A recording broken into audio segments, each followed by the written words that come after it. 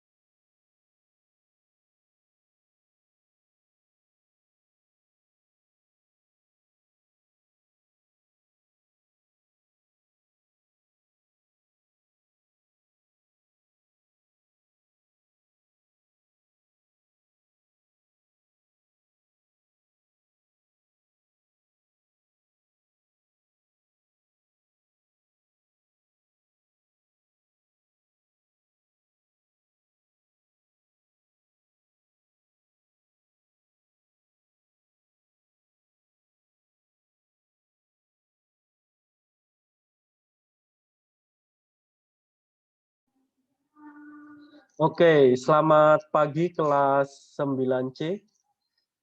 Kita akan mulai kegiatan kita.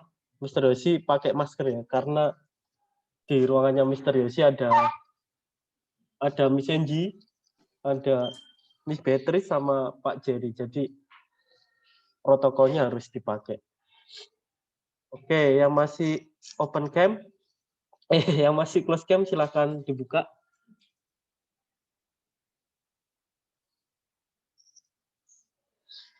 Oke, Mister mohon maaf kemarin kita jadi Zoom ya karena Mister ada retreat untuk yang Yamin ya. Jadi Mister nampingi retreat yang Yamin, jadi kemarin cuma ngerjakan tugas. Nah hari ini kita mau bahas tentang font dan nanti kalian akan mengerjakan satu tugas yang kalau bisa dikumpulkan hari ini. Harus bisa ya, cuma satu. Oke, kita bahas dulu yang namanya font. Oke, Mister mau sapa dulu nih. Mister gak dengar suara kalian kayak aneh gitu ya. Halo.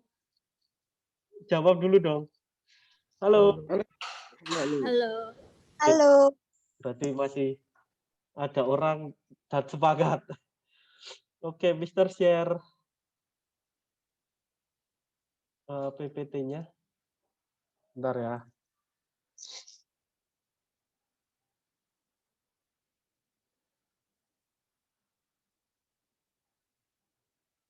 Share. Nah, kita mau melanjutkan pembelajaran kita.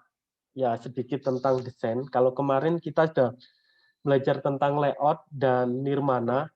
Hari ini kita mau belajar tentang font, atau lebih tepatnya tipografi. Nah, ini singkat pembelajarannya, tapi semoga ini berdampak buat kalian. Oke, tipografi atau font. Nah, ilmunya tipografi namanya. Kalau objeknya biasanya disebut font. Oke, pengertiannya dulu. Nah, pengertian tipografi. Tipografi merupakan suatu jenis seni cetak. Nah, kenapa disebut seni cetak? Dulu itu sebelum ada komputer ini, jadi tipografi itu diketik pakai mesin ketik. Dan orang-orang yang membuatnya itu benar-benar mengukir ujungnya mesin ketik itu supaya jadi kayak stempel gitu. Jadi kalau dulu disebut juga seni cetak sih. Jadi seperti itu. Kalau sekarang sih tipografi hanya sekedar tata huruf dalam kesenian. Jadi di dalamnya termasuk teknik memilih dan menata huruf. Nah ini pelajaran desain grafis ya, atau DKV. Nah sekarang kita langsung aja ke prinsip-prinsip tipografi, karena ini cuma satu pertemuan. Nah, ini prinsip tipografi cuma ada dua. Kita akan bahas yang pertama ya. Yang pertama itu ada prinsip keterbacaan tipografi. Nah, syaratnya yang pertama, keterbacaan itu huruf kecil cenderung lebih baik tingkat keterbacaannya bila dibandingkan dengan huruf kapital. Jadi huruf kecil seperti ini,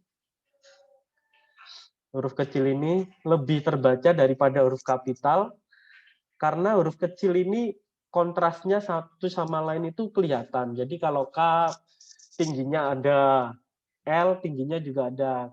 Jadi ECI kayak ini ya, ECI ini di tengah-tengah semua, terus G turun ke bawah. Nah itu disebut dengan kontras ya. Kontras sama satu sama dengan yang lainnya itu lebih kelihatan dan lebih terlihat, jadi lebih mudah terbaca dibandingkan dengan huruf kapital semua. Misalkan kapital semua, kayak yang awal judulnya ini tipografi, kalau cuma satu mungkin kelihatan, tapi kalau dalam satu teks gini, dalam satu teks isi, itu akan sangat melelahkan mata. Nah, ini keterbacaan. Nah ini contohnya, contoh yang bisa kita pelajari ya, judul pasti di highlight besar, tapi kontennya pasti pakai huruf kecil semua, huruf kecil semua. Ini juga berkaitan. Nah, ini kalau ini yang kita kerjakan microblog, yang ini dengan poster. Kalau poster ini ya ada yang besar, ada yang kecil. Nah, yang kecil itu isi Harus yang kecil, isi harus menggunakan font yang kecil supaya terbaca dan mudah terbaca dan matanya pun enak bacanya. Oke, syarat yang kedua, syarat keterbacaan itu huruf lurus, huruf ini ya, tegak ini jauh lebih mudah dibaca dibandingkan dengan huruf miring italik. Italik ya. Nah, seperti ini. Tapi bila kata huruf miring diapit oleh huruf reguler seperti ini, justru tingkat keterbacaannya akan meningkat. Maksudnya huruf italik ini seperti di spotlight, seperti dikhususkan. Oh, ini kata-kata yang penting dikasih italik. Nah, tapi ilmunya huruf lurus seperti ini itu mudah terbaca daripada huruf miring. Jadi yang mikrobloknya tulisannya miring mungkin bisa diganti dengan yang lurus. Yang sudah lurus berarti sudah baik. Oke, itu prinsip keterbacaan. Terus ada kontras warna. Nah, warna kontras cenderung membantu dari tingkat keterbacaan. Kontras itu gini ya, hitam, putih ya. Tapi bila terlalu kontras akan membuat mata akan cepat lelah.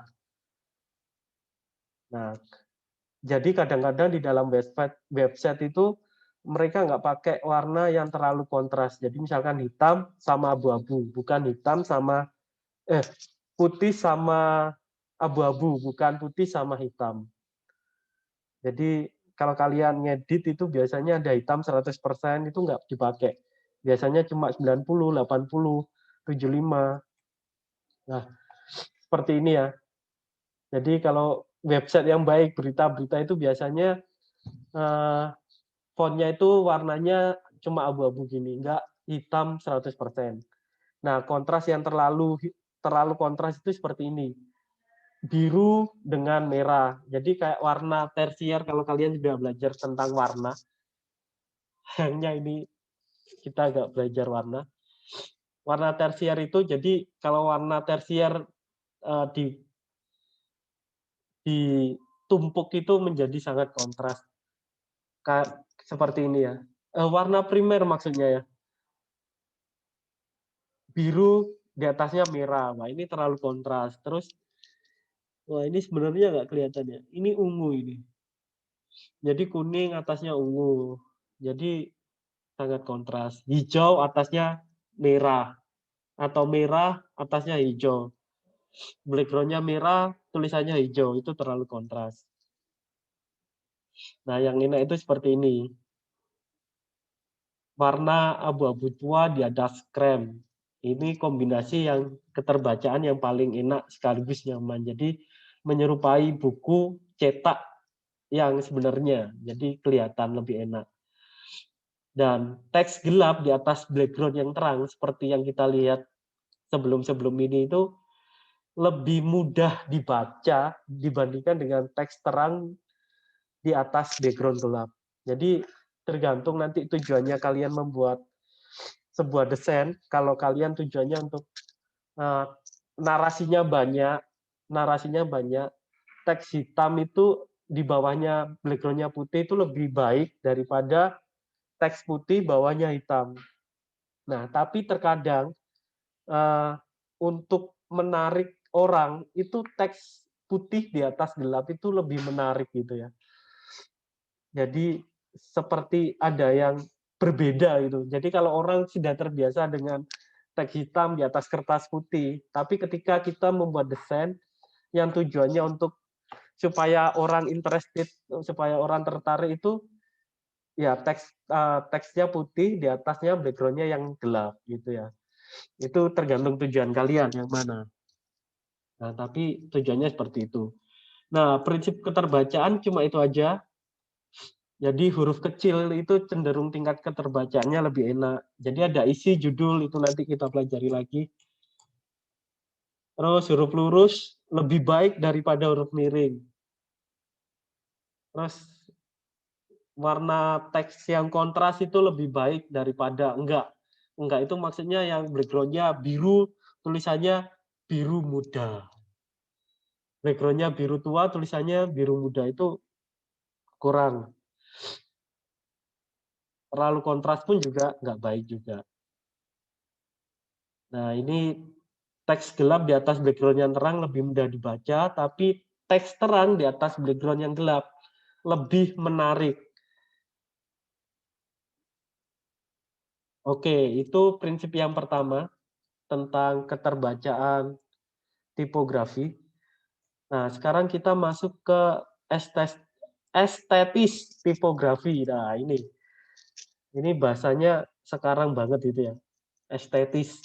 Estetis tipografi. Nah, berkaitan dengan tipografi, ketika kalian membuat microblog ataupun poster ataupun desain yang lainnya, nah ini standarnya Mister aja ya. Jadi batasi penggunaan typeface. Typeface itu font ya. Jadi family font, maksudnya gimana? Font yang ada italiknya, ada boldnya, ada Mister kasih contoh ya. Typeface itu yang disebut typeface itu ini.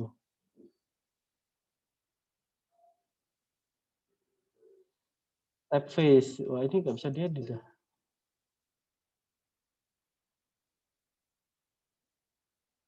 Nah, typeface itu seperti ini. Arial. Nah, ini ada Arial Black, ada Arial Nero, ada Arial Rounded.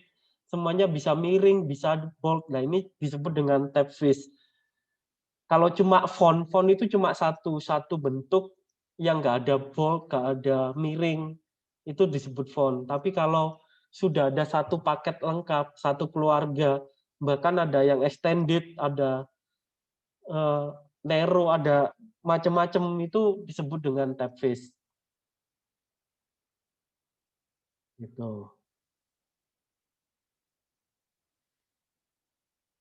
Oke, Mister share kembali.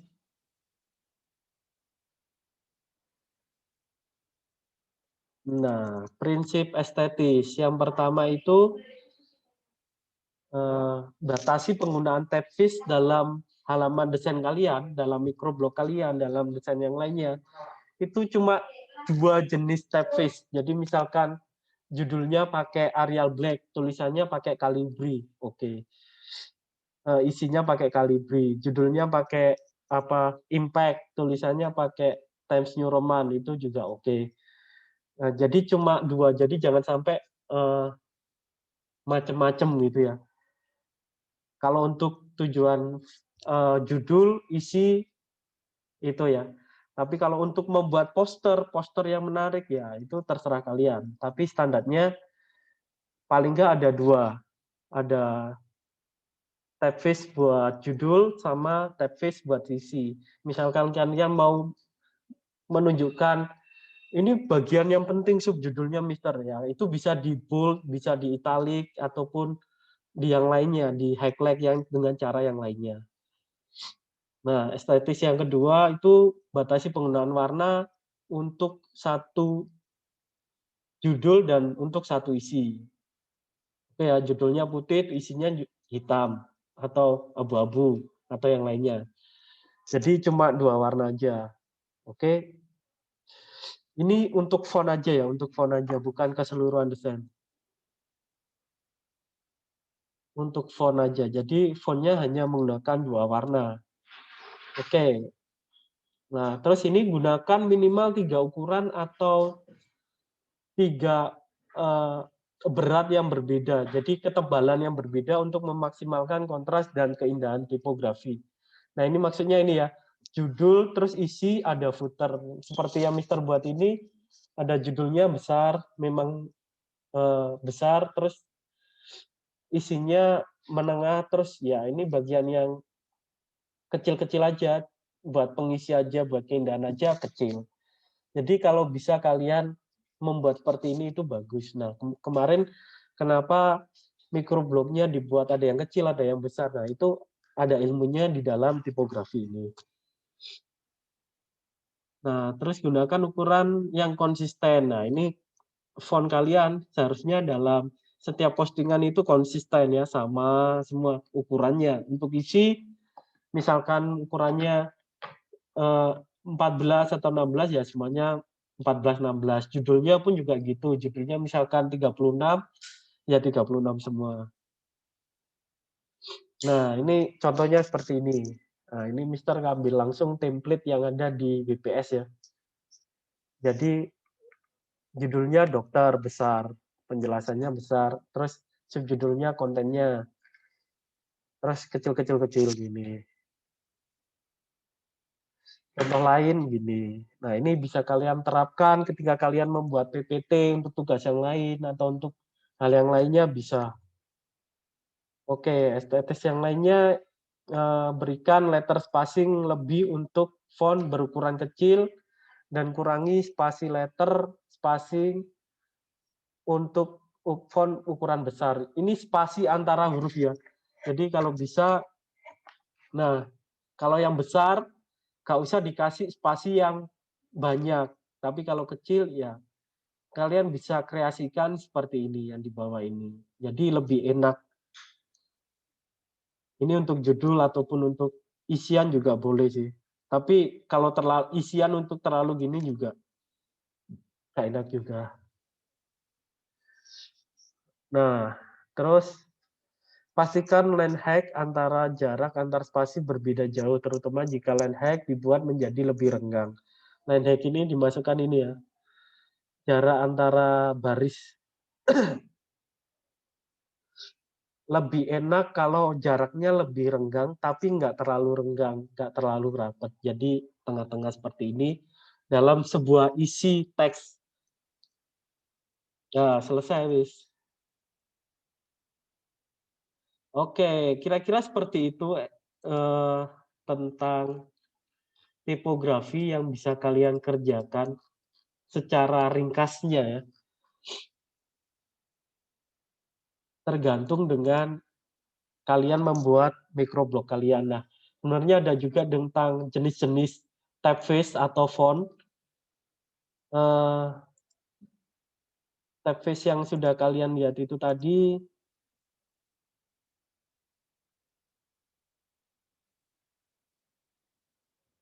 typeface yang kalian baca ini namanya sans serif ya, yang ada ekornya ini seperti Times New Roman itu, namanya disebut dengan font sans serif, yang pokoknya font yang ada ekornya. Nah, ini sebenarnya dibuat untuk memudahkan kita membaca. Kalau zaman dulu kan nggak ada kertas yang halus, biasanya ditulis di kulit, di kayu. Itu mereka membuat font ini tujuannya itu, jadi supaya mudah terbaca dan menghilangkan lelah. Jadi daripada font yang serif, jadi sans serif sama serif. Nah, font yang nggak ada ekornya seperti ini disebut dengan font serif. Jadi kalau ini padat dalam buku atau dalam teks kalian, bacaan kalian, microblog kalian ini mungkin akan melelahkan mata. Nah, cara mengatasinya ya pakai ini ya, pakai jarak antar line. Gitu. Oke, itu aja yang bisa Mister bagikan hari ini. Nah, ada yang ditanyakan? Oke, saya rasa nggak ada ya. Berkaitan dengan tugas IPS, semuanya sudah ya, sudah diposting ya?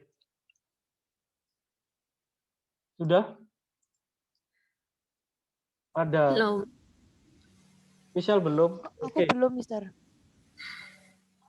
Oke. Aku juga belum, Mister. Oke, yang belum, nggak apa-apa. Karena hari ini kita kerjakan satu tugas dulu. Jadi kalian bikin satu postingan menggunakan prinsip-prinsip font yang sudah Mister jelaskan. Jadi prinsipnya apa tadi? Ada tiga ukuran font di dalam satu postingan kalian. Terus prinsip keterbacaannya juga dipakai. Jadi gitu aja. Kalian bebas bikinnya. Yang penting menggunakan prinsip-prinsip tipografi itu ya. Nah, temanya apa? Temanya ya berkaitan dengan benua kalian. Tapi yang dibahas adalah tentang corona. Jadi kalian cari berita tentang corona di benua yang kalian kerjakan. Misalkan di Asia, corona di Asia, atau negara di benua kalian, misalkan negara Indonesia, corona di Indonesia ini semakin meningkat, misalkan cari berita gitu, kalian buat satu postingan aja, satu postingan nggak usah banyak-banyak, kalian buat, tinggal copy paste, kalau kalian mau kasih gambar ya kasih gambar boleh, enggak pun juga nggak apa-apa, tapi kalau bisa yang bagus ya, yang bagus pasti dikasih gambar, ada fontnya juga kontras ya. Bikin, kalau sudah dibikin, kalian posting di Instagram kalian. Kalau sudah diposting di Instagram kalian, nah kalian baru masuk ke Neo kalian. Setelah masuk ke Neo kalian, kalian kirim lagi JPEG-nya di Neo itu sama alamat Instagram kalian. Gitu, oke? Bisa dipahami? Yang dikirim apa Mister tadi? Nah, jadi hasil kalian JPEG-nya itu dikirim ke Mister. Oh iya ya. Oke, bisa. Jadi cuma satu aja, cuma satu berita tentang corona di benua yang kalian kerjakan. Oke, cuma satu aja. Saya rasa hari ini sudah selesai ya. Jadi Mister cuma kasih toleransi paling lambat tanggal, tadi Mister ngesennya sih tanggal 17. Kalau bisa hari ini lebih baik, oke? Gitu aja, ada yang ditanyakan lagi? Di post di Instagram mana Mister? Di post di Instagram yang benua itu, yang benua. Jadi di tempat Oke. yang sama kalian membuat IPS itu. Oke Mister, thank you. Ya, temanya benua yang berkaitan dengan corona. Oke. Sampai di sini bisa dipahami? Oke, lebih jelasnya nanti kalian baca di Neo kalian. Buat satu postingan. Nah, itu sudah Mister jelaskan di sana. Tinggal kalian buat cuma satu. Jadi Mister harap hari ini selesai. Oke, gitu aja pertemuan di Zoom ini. Silakan kalian mengerjakan tugas seni budaya kali ini. Oke? Terima kasih untuk hari ini. Kita ketemu lagi minggu depan. Bye-bye. Thank you, Mister. Thank you, Mister. Thank you Mister. Thank you, Mister. Oke. Daging babi yang satu.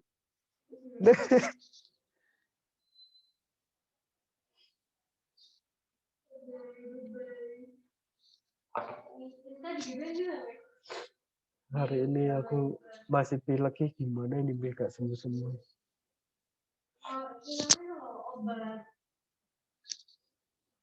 Berjemur. Wah, udah aku liburan berjemur tuh.